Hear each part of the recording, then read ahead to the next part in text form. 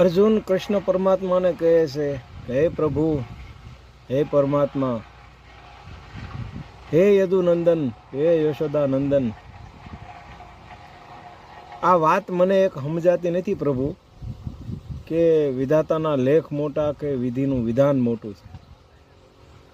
એમાં થોડી સમજણ પાડો પરમાત્મા, કારણ કે અમે માનવ છીએ, અમને કાંઈ સમજણ પડે એવું છે નહીં. તમે સમજણ પડો તો કંઈક સમજાય અમને.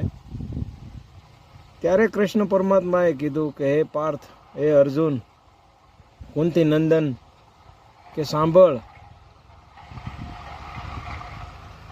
વિધાતાના લેખ મોટા હોય કે વિધિનું વિધાન મોટું હોય એ સમજવાનું તારે છે અર્જુન.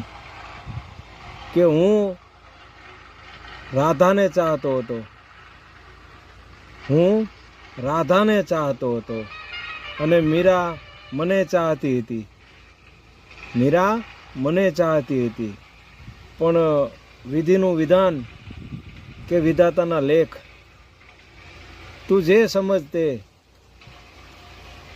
કે હું રૂક્ષ્મણીનો થઈને રહી ગયો.